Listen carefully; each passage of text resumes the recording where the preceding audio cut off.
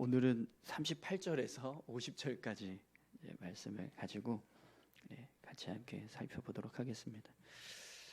9장 말씀을 지금 한 4일, 지금 네 번째 나눠서 지금 보고 있는 것 같은데요. 오늘은 이제 본문에서 요한이 예수님께 어떤 사람이 예수님의 이름으로 이제 귀신을 쫓아내는데 이제 그 사람이 예수님을 따르지 않는 사람, 그런데 예수님을 따르지 않는 사람임에도 불구하고 예수님의 이름으로 귀신을 쫓아내고 있으니까 그 모습을 보고 요한이 제자들이 그를 말렸다, 이렇게 하지 못하게 막았다, 이렇게 이제 이야기하는 내용을 이제 오늘 본문을 시작으로 하고 있습니다. 네, 그 이야기를 하고 나서 예수님께서 이제 제자들에게 이제 요한을 향해서 말씀하시지만 이제 제자들을 향해서 말씀하시는 거죠. 금하지 말라. 내 이름을 의탁하여 능한 일을 행하고 즉시로 나를 비방할 자가 없느니라. 우리를 반대하지 않는 자는 우리를 위하는 자니라. 이렇게 말씀하십니다.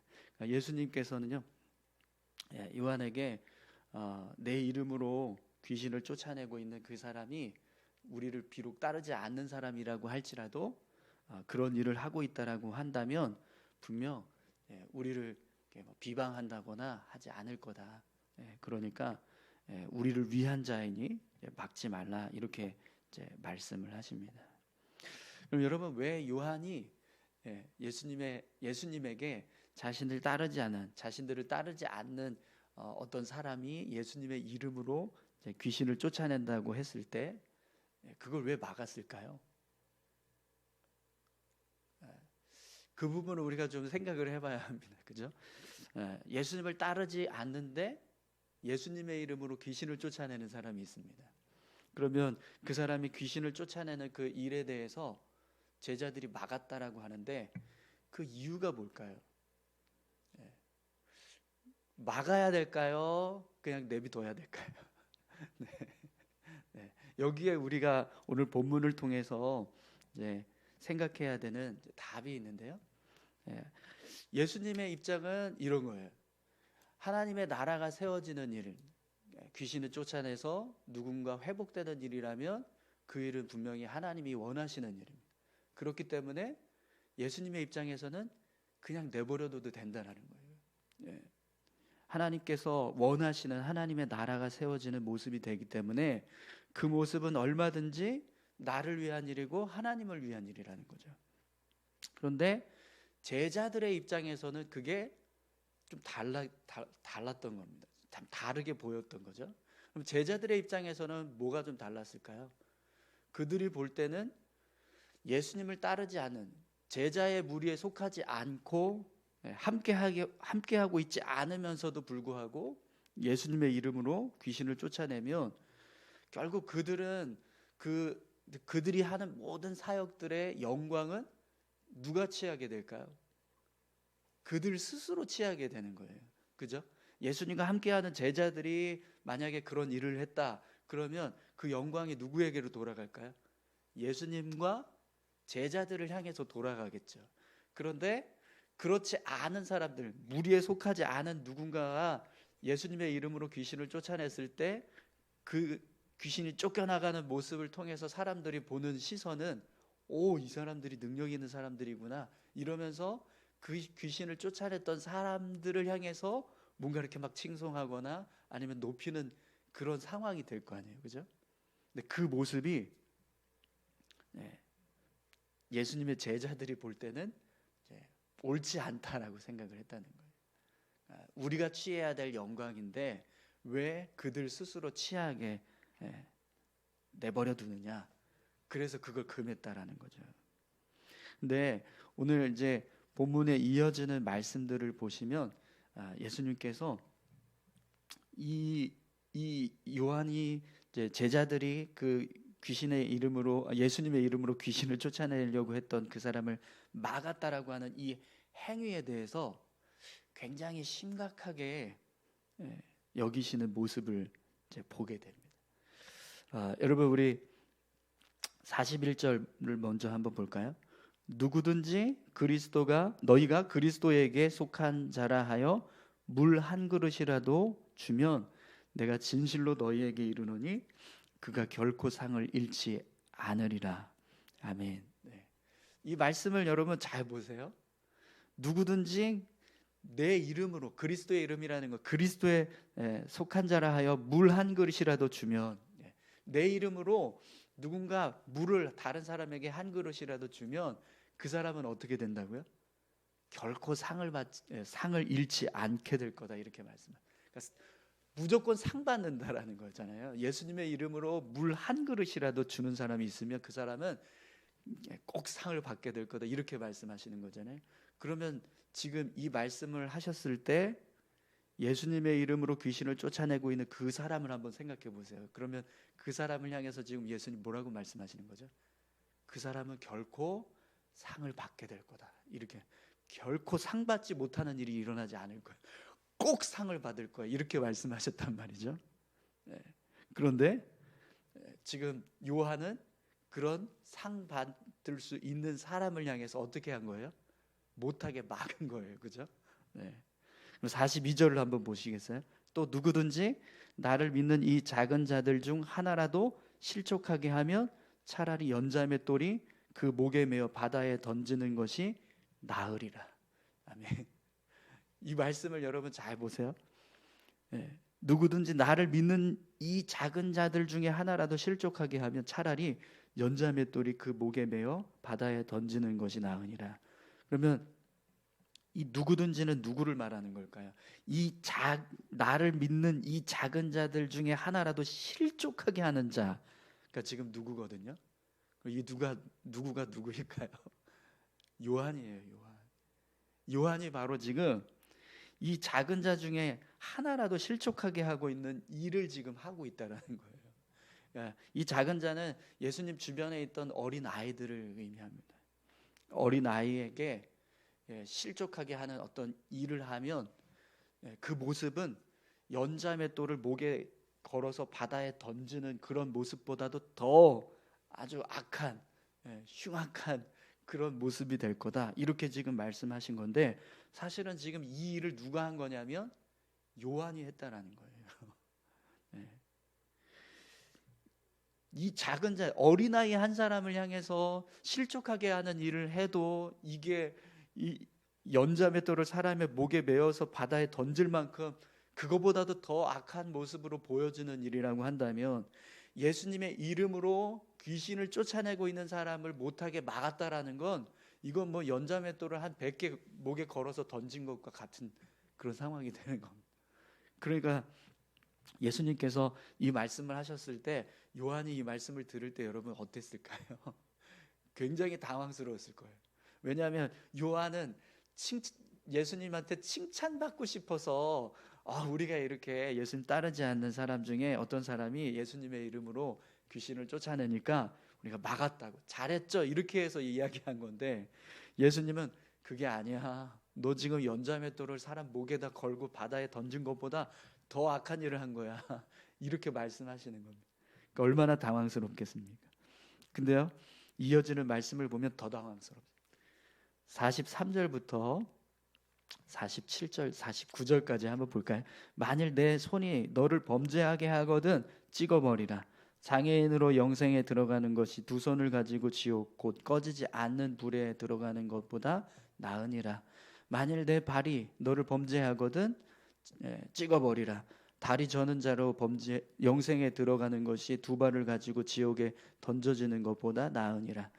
만일 내 눈이 너를 범죄하게 하거든 빼버리라. 한 눈으로 하나님의 나라에 들어가는 것이 두 눈을 가지고 지옥에 던져지는 것보다 나으니라. 거기에서는 구더기도 죽지 않고 불도 꺼지지 아니하느니라. 사람마다 불로써 소금치듯 함을 받으리라. 아멘. 요한이요, 한마디 잘못했다가 지금 어디까지 갔냐면 손을 잘라버려라, 발을 잘라버려라, 눈을 하나 빼버려라. 그렇게 범죄해서 지옥에 가느니 그냥 손 한 짝 없이, 발 한 짝 없이, 눈 한 짝 없이 천국 가는 게 훨씬 더 낫다, 이 소리를 지금 듣고 있는 거예요. 얼마나 예수님께서 요한이 행한 일을 굉장히 악한 모습으로 보고 있는가를 이제 말씀을 통해서 보면 알 수 있습니다. 예수님은요, 아무리 우리를 따르지 않는 사람이라고 해도 그 사람이 내 이름으로 귀신을 쫓아내고 있는 일이 있다면 그 일은 하나님의 나라를 위한 유익이다. 하나님을 위한 일이고 하나님의 나라를 세우는 거다. 그러니까 절대로 막지 마라. 금하지 마라. 그 사람이 어떤 일을 하든 그 일은 우리를 위한 일이에요. 이렇게 말씀을 하시는 겁니다. 네, 그렇게 한 이제 막아버린 제자들 그리고 요한 그들을 향해서는 예수님께서 야 너희들 연자매 또래 사람 목에 메고 그걸 바다에 던지는 것처럼 그런 일을 한 거야. 그러니까 절대로 그렇게 하지 말어. 너희들 그렇게 하면 차라리 그게 손을 하나 잘라버려서 천국을 가는 게 낫지 그런 식으로 해서 두 손 멀쩡히 지옥 가는 것보다 훨씬 낫다. 절대로 그런 일 하지 마라. 이렇게 지금 말씀하고 계시는 거죠. 그럼 여러분 왜 예수님께서 요한이 이제 예수님 따르지 않는 어떤 사람이 예수님의 이름으로 귀신을 쫓아낸 것에 대해서 이제 막았다라고 하니까 이런 이제 말씀들을 하고 계실까요? 왜 이렇게까지 아주 심하게 사실 이게 본문의 내용을 우리 오늘 이제 우리가 드라마 바이블로 해서 듣기도 했지만 내용 분위기상 이렇게 막 심각하게 막 책망하시는 그런 말씀이 아니에요, 그죠? 그럼에도 불구하고 내용은 굉장히 무거운 말씀입니다. 굉장히 심각하게 생각해야 되는 말씀들이거든요. 그럼 왜 예수님께서 이런 말씀을 하실까요? 사실 이 요한과 예수님의 제자들은요, 예수님을 위해서 그 사람을 말린 게 아니고요, 자기 자신들을 위해서 그 사람을 말렸다라는 걸 알 수 있습니다. 오늘 본문 38절을 다시 한번 보겠습니다. 요한이 예수께 여짜오되 선생님 우리를 따르지 않는 어떤 자가 주의 이름으로 귀신을 내쫓는 것을 우리가 보고 우리를 따르지 아니함으로 금하였나이다. 여러분 여기 보시면 이 38절에 우리라고 하는 이 단어가 몇 번 나오죠? 3번 등장합니다. 3번. 우리를 따르지 않는 자, 우리가 보고 우리를 따르지 아니함으로, 이렇게 우리라고 하는 단어가 지금 3번 연거퍼서 나오는 것을 알 수 있죠. 그럼 이 우리는 누구를 의미할까요? 예수님이 아니라 예수님을 포함한 제자들을 다 합쳐서 우리가 되는 거거든요. 근데 요한이 예수님의 이름으로 귀신을 쫓아내고 있는 어떤 사람을 막았다라고 했는데 그 사람이 행하는 일의 영광은 사실은 예수님께 돌아가야 할 영광인 거잖아요. 그런데 제자들은요, 그 영광을 우리 것이라고 생각을 했다는 거죠. 그럼 여기에 이제 우리가 고민을 해야 되는데 왜 그렇게 생각을 했을까요? 그러니까 제자들은 예수님과 함께 동행하고 있는 게 무슨 세상적인 어떤 특권을 가지고 있는 거라고 생각을 한 거예요. 그러니까 앞에서 서열 논쟁이 있었는데 누가 더 크냐? 누가 더 서열이 높으냐? 누가 더 하나님 나라에서 뭔가 더 중책을 맡아서 예수님이 어떤 이제 이 세상을 다스릴 왕으로 세워졌을 때 누가 더 한 자리 차지해서 그 역할을 감당할 거냐? 이런 생각을 가지고 있었던 제자들의 입장에서는요, 자신들을 따르지 않는 어떤 사람이 예수님의 이름으로 귀신을 쫓아내고 있는 그 모습은 절대로 용납해서는 안 되는 모습처럼 보였다는 거죠. 왜냐하면 우리가 그 일을 해야 되고 우리만 그 역할을 할 수 있고 우리가 해야지 그 영광 우리가 받을 수 있기 때문에, 그러니까 세상적인 영광에 취하고자 하는 그런 세상적인 욕망으로 가득 차 있었던 제자들의 모습, 그 모습을 보시고 예수님께서 이렇게 말씀을 하시는 거죠. 여러분 아무리 좋은 것이라고 해도요, 그것이 하나님의 나라를 위해서 쓰여지지 않고 나 개인을 위해서 쓰여지면 그것은 아무 의미가 없습니다. 오늘 이제 본문에 보시면 소금은 좋은 것이로되 만일 소금이 그 맛을 잃으면 무엇으로 이를 짜게 하리오? 너희 속에 소금을 두고 서로 화목하라 하시니라. 이 말씀을 하십니다. 그러니까 소금이 맛을 낼 수 있는 아주 좋은 재료잖아요. 그런데 그 소금이 맛을 잃어버리는 순간 어떻게 돼요? 쓸모가 없어집니다. 그렇기 때문에 밖에 버려지게 되는 거죠. 그런데 지금 이제 요한이 가지고 있는 특권, 그러니까 예수님의 제자로서 귀신을 쫓아내고 어떤 권능을 해가고 있는 그 모습, 그들의 모습이 누군가 다른 사람들에게까지 공유가 되고, 그들도 우리와 함께 하지 않는 누군가가 그런 예수님의 이름으로 귀신을 쫓아내고 있는 능력을 행할 때 그 능력을 행하는 모습을 보고 그걸 막아야겠다, 그걸 우리가 독차지해야 되는데 왜 그들까지 공유를 하냐, 이런 생각을 가지고 그걸 막아버리는 일을 한다면 그 모습은 하나님께 전혀 영광이 되지 않는다라는 거죠.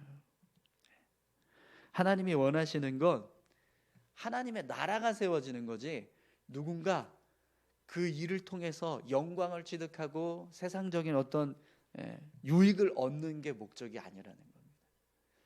예수님께서 이 땅에 오신 이유는 하나님의 나라를 세우는 겁니다.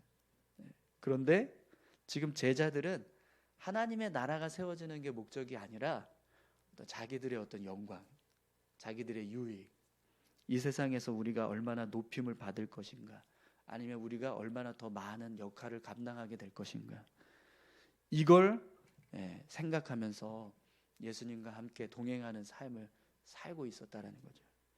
예수님께서 그런 제자들의 모습을 보시고 그렇게 하면 안 된다라고 말씀하시는 겁니다. 오히려 예수님은 그렇게 우리를 따르지 않을지라도 예수님의 이름으로 귀신을 쫓아내고 있는 사람이 있다면 그 사람이 어떤 일을 하든지 그냥 내버려 두라는 거예요. 하나님의 나라를 세우는 일이 될 거라고 말씀하시는 거죠. 여러분, 이 말씀 속에서 우리가 생각해야 되는 것이 있습니다. 하나님이 기뻐하시는 모습은요, 연합하고 화합하는 것, 세워주고 높여주는, 그리고 하나 되길 원하십니다. 그런데 그걸 세우는 일에 있어서 우리가 어떤 식으로 그걸 세워갈 것인가, 그게 중요하다라는 거죠. 귀신을 쫓아내는 능력이 내가 귀신을 쫓아내는 능력이 있습니다. 그러면 그 능력을 내가 나 혼자 가지고 있는 게 좋을까요? 아니면 다른 사람도 같이 공유하는 게 좋을까요? 여러분 한번 생각을 해보세요. 하나님의 나라의 입장에서는 다 귀신을 쫓아낼 수 있는 능력을 가지고 있는 게 좋을 거예요. 그렇죠? 그런데 내 개인의 입장에서 본다면 나만 가지고 있는 게 좋지 않겠습니까? 그죠? 그래야 사람들로부터 내가 집중을 받고 내가 칭송을 받고 높임 받을 수 있으니까요. 그런데 하나님이 원하시는 모습은 그게 아니라는 거예요.